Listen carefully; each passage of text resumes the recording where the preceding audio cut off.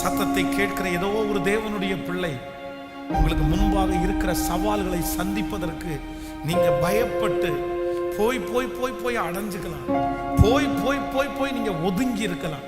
ஐயோ என்னால முடியாது, நான் எப்படி இந்த மின்னலை எதிர்கொள்ள போறேன், நான் எப்படி இந்த மழையை நான் எதிர்கொள்ள போறேன், நான் எதிர்கொள்ள மாட்டேன், எனக்கு தைரியமே இல்லை, எனக்கு பலனே இல்லை. ஆனா இந்த மாதம் கர்த்தர் உங்களுக்கு கழுகை போல பலன் கொடுக்கிறார்.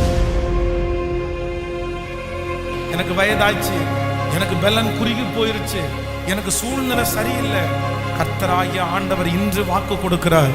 அந்த கழுகை போல ஒரு அபிஷேகத்தை ஆண்டவர் உங்களுக்கு தருவாரானால் நீங்கள் கீழே அல்ல. சின்ன சின்ன பிரச்சனைகளை பார்த்து சோர்ந்து, சின்ன சின்ன சூழ்நிலைகளை பார்த்து உட்கார்ந்து இருக்கிறவர்கள் அல்ல. நான் நம்புகிறேன் கர்த்தர் உங்களை உயரே பறக்க பண்ணுகிறார். கர்த்தர் சமூகத்திலே வெகு நேரமாய் நான் காத்திருந்த போது இந்த திரும்ப அப்படின்ற வார்த்தையில நான் நிறைய காரியத்தை அப்படியே யோசிச்சிட்டே இருந்தேன். ஆண்டவர் திரும்ப கட்டினவருடைய வார்த்தை வாழ்க்கை, திரும்ப ஆண்டவரிடத்தில் சேர்ந்தவருடைய வார்த்தை. அப்போ இந்த திரும்ப அப்படின்ற வார்த்தை ரொம்ப மேட்ச் ஆனது யாருக்கு அப்படின்னு சொன்னா இந்த கழுகுக்கு ரொம்ப மேட்ச் ஆயிடுச்சு. வேதம் சொல்லுகிறது, கர்த்தருக்கு காத்திருக்கிறவர்களோ புது பலன் அடைந்து தங்கள் செட்டைகளை அடித்து உயரே எழும்புவார்கள், அவர்கள் ஓடினாலும் இளைப்படையார்கள், நடந்தாலும் சோர்ந்து போவார்கள். இந்த கழுகுக்கு ஒரு தன்மை இருக்குது. அது கிட்டத்தட்ட ஒரு 70 ஆண்டுகள் பக்கத்தில் இந்த உலகத்தில் உயிர் வாழ்கிறது. ஆனால் அந்த 70 ஆண்டுகளில் அதனுடைய 40 ஆண்டுகளில் பார்த்தீங்க அப்படின்னு சொன்னால் அதனுடைய சரீரத்தில் இருக்கிற அந்த இறகுகள் எல்லாம் ரொம்ப கடினமாயிருமா, ரொம்ப ரஃப்பாயிரும். அப்போ ரொம்ப கடினமாகும் போது அதால் நினைச்ச அளவுக்கு ரொம்ப உயரமாக அதால் பறக்க முடியாது. அதற்கு பிறகு அதனுடைய கொம்பு, அதனுடைய வாய் பகுதியில் இருக்கிற அந்த கூர்மையான இடம், அதனுடைய காலில் இருக்கிற நகங்கள் எல்லாம் ஒரு 40 ஆண்டுலே ரொம்ப கடினமாய் அப்படியே இறுகிருமாங்க. அப்போ அதற்கு பிறகு நாளுக்கு அதால் பழையது போல எதையும் செய்ய முடியாததுனால தன்னுடைய வாழ்க்கையை ஒன்று அது சாகடிக்கணும், இல்லை அப்படின்னா அந்த பலவீனத்தோட வாழணும். ஆனால் அதை விரும்பாதாமா அது. அதனால 40 வயதில் அது மலை உச்சிக்கு போய் உயரமான ஒரு இடத்துல போய் உட்கார்ந்து தன்னுடைய வாயிலே இருக்கிற அதனாலேயே தன்னுடைய இறகுகளை ஒன்னொன்னா அதுவே பிச்சு போட்டுருமாமா. அது ரொம்ப ஒரு ஈஸியா இல்ல, ரொம்ப கடினமானது. தன் சரீரத்தில் இருக்கிற அந்த இறகை தன்னுடைய வாயினால இழுக்கும் போது சில நேரத்தில் சதையோட பிஞ்சு வருமாம். ஆனா அந்த வலியை எல்லாம் அது தாங்கி கொள்ளுமா. ஒன்னொன்னா எடுத்து போட்டுட்டு அதனுடைய வாய்ப்பகுதியில் இருக்கிற அந்த கூர்மையான அந்த அலகு இருக்கு பாருங்க, அது ரொம்ப கடினமா இருக்கிறதுனால பாறையில போய் அங்கும் இங்கும் அடித்து அடித்து அடித்து அது ரத்தத்தோட ரணத்தோட அதை அதை கழட்டி போடுமா. அது கலண்டு விழுமா. நம்ம நகம் இருக்கு பாருங்களேன், இந்த நகம் நடக்கும்போது சில நேரத்தில் தெரியாதனமா நிறைய பேருக்கு இந்த நகத்தில் அடிபடும் பாருங்களேன். இந்த வாழ்க்கையில ரொம்ப ரொம்ப வலி என்ன அப்படின்னா இந்த நகத்தில் அடிபடுறத தாங்கவே முடியாது பாருங்க. அதுவும் ஒரு டைம் அடிபட்டா கூட பரவாயில்ல, இந்த அடிபட்டுட்டு இந்த அங்க இருக்கிற அந்த நகம் செத்து போயிரும் பாருங்களேன். செத்து போய் அதை ஆடிட்டே இருக்கும், ஆனா அதை எடுக்கவே முடியாது பாருங்களேன். யாராவது ஒருத்தர் தெரியாதனமா அப்படி அந்த ஆடிட்டே இருக்கிற அந்த நகத்துல கையை வச்சுட்டாங்கன்னா அவ்வளவுதான், ஜீவனே போயிடும் நமக்கு. அதை அவ்வளோ சீக்கிரமா பிடுங்கி நம்மளால எடுக்க முடியாது, அதுவாகவே தானா விழணும். ஆனா தன்னுடைய நகத்தை இந்த கழுகு தன்னுடைய அழகினாலேயே பிச்சு அவ்வளவு வலியின் மத்தியில் நிற்குமாமா.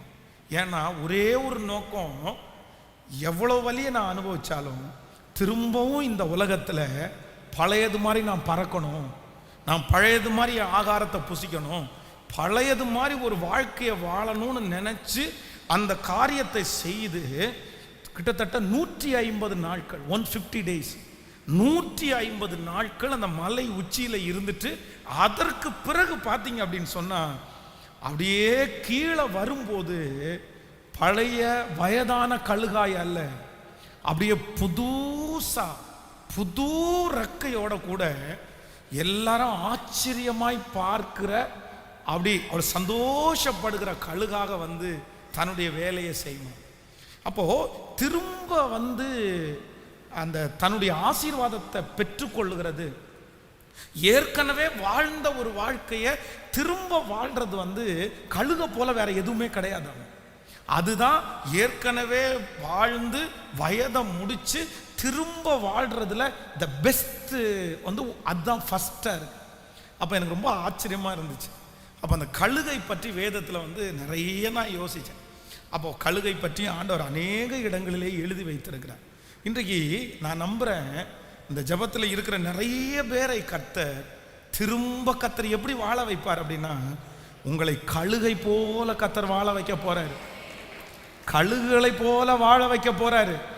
பலன் குன்றி போயிருக்கலாம், பலன் அற்று போயிருக்கலாம், நம்பிக்கை அற்று போயிருக்கலாம்.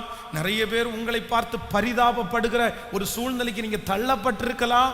ஆனால் கர்த்தர் இன்றைக்கு வாக்கு கொடுக்கிறார். கர்த்தருக்கு காத்திருக்கிற நீங்களோ, இந்த சத்தத்தை கேட்கிற நீங்களோ, தேவ சமூகத்தில் இருக்கிற நீங்களோ, புது பலனை கர்த்தர் திரும்ப தந்து கழுகுகளை போல செட்டைகளை அடித்து நீங்கள் உயரே எழும்புவீர்கள். நீங்கள் நடந்தால் சோர்ந்து போக மாட்டீர்கள். நீங்கள் ஓடினால் இளைப்படைய மாட்டீர்கள். கர்த்தர் நமக்கு கொடுக்கிற ஆசீர்வாதம், நம்மை கர்த்தர் எப்படி ஆசீர்வதிக்கிறாராமா?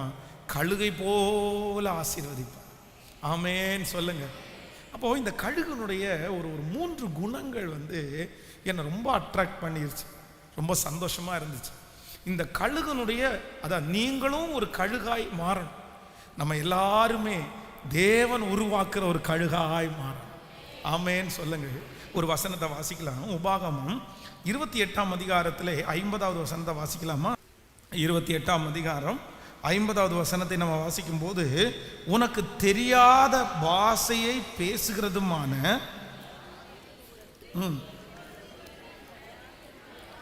ஜாதியை வெகு தூரத்திலே உள்ள பூமியின் கடையாந்தரங்களில் இருந்து கர்த்தர் உன்மேல் கழுகு பறக்கும் வேகமாய் வரப்பண்ணுவார். ஒரு விஷயம் கூட வாசிக்கலாமே. நீ தெரியாத பாஷையை பேசுகிறதுமான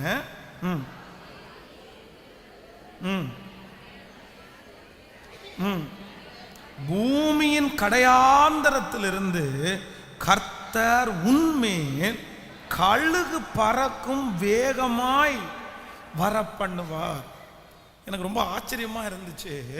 பரிசுத்த வேதாகமம் கழுகை குறித்து சொல்லும் போது என்ன சொல்லுது அப்படின்னு சொன்னா, வேகமாய் பறக்கிற அப்படின்னா மிகவும் உயரமான இடங்களிலே இந்த கழுகை குறித்த ஒரு சின்ன ஆராய்ச்சி பண்ணும்போது, இந்த கழுகு மட்டும் என்ன பண்ணுமாமா, எப்பொழுதுமே தனியாக பறக்கக்கூடிய ஒரு பறவை இனம் என்ன அப்படின்னா இந்த கழுகு மட்டும்தான்.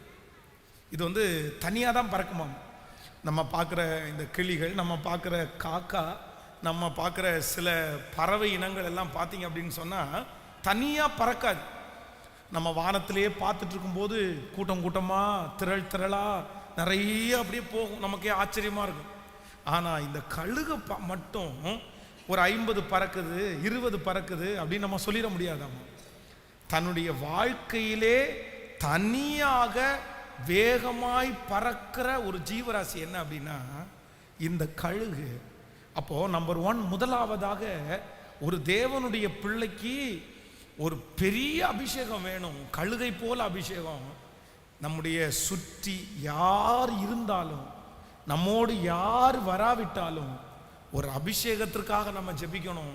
ஆண்டவரே, நான் தனியாக நின்று ஜெயிக்கக்கூடிய பலனை கர்த்தர் எனக்கு தருவீராக.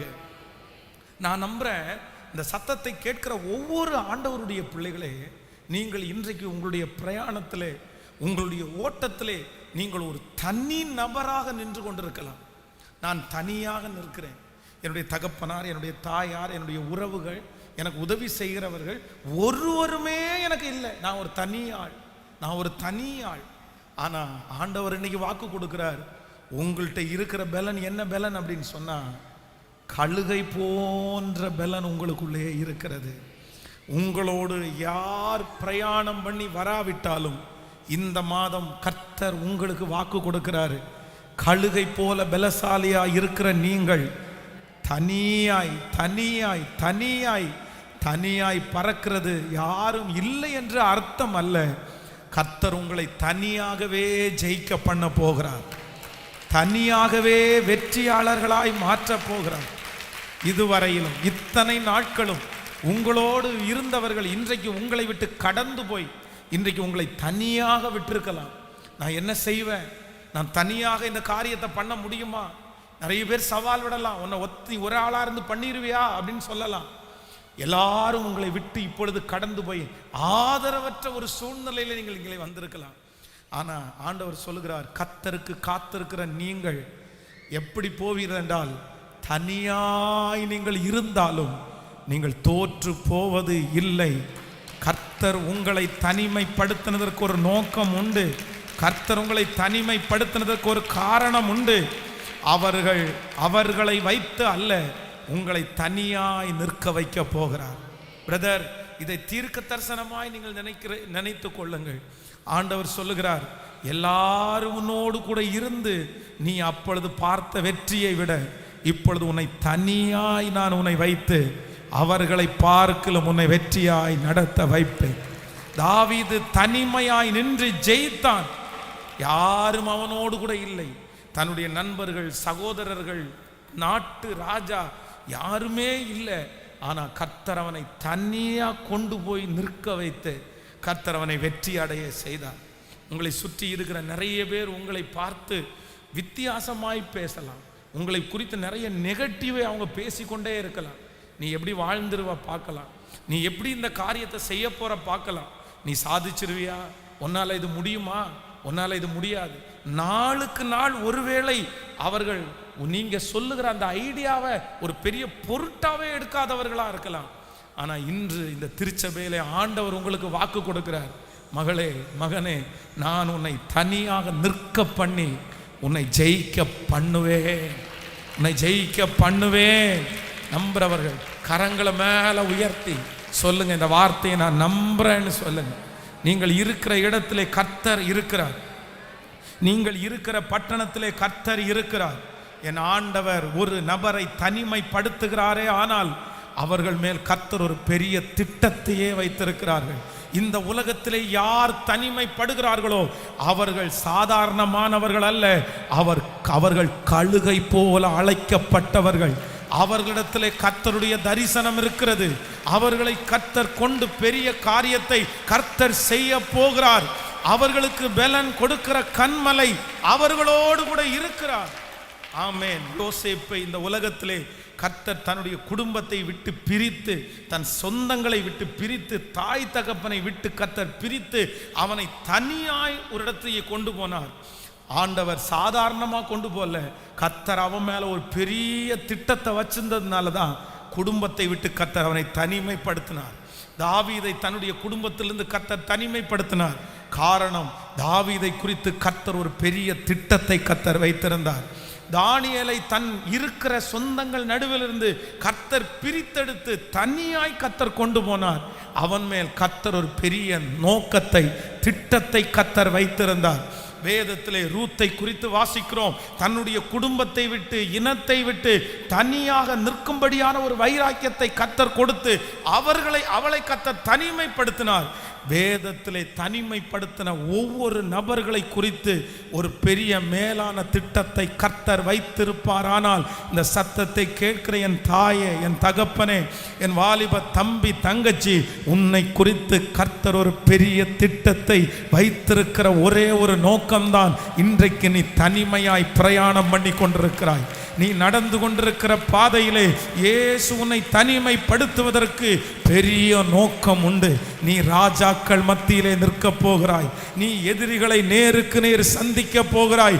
உன்னையும் சகோதரர்களுக்கு முன்பாய் கர்த்தர் உன்னை அலங்கரிக்க போகிறார். கர்த்தர் உன்னை தேறினவளாய் நிறுத்த பண்ண போகிறார். கர்த்தர் உனக்கு கற்றுக் கொடுக்க போகிறார். ஓ ஹல்லேலூயா! உன் தனிமையிலே உன்னை உருவாக்கி உன்னை மேன்மைப்படுத்துகிற ஒரு கர்த்தர் இந்த மாதம் வாக்கு கொடுக்கிறார். ஹல்லேலூயா! நீ தனியாக பறந்து செல். நீ தனியாக பயன்பட போகிறவள். நீங்கள் தனியாக பயணிக்கிறீர்களே, ஆனால் கர்த்தர் சொல்கிறார், உங்களை பயன்படுத்துவது கர்த்தருக்கு லேசான காரியம். ஆமென்.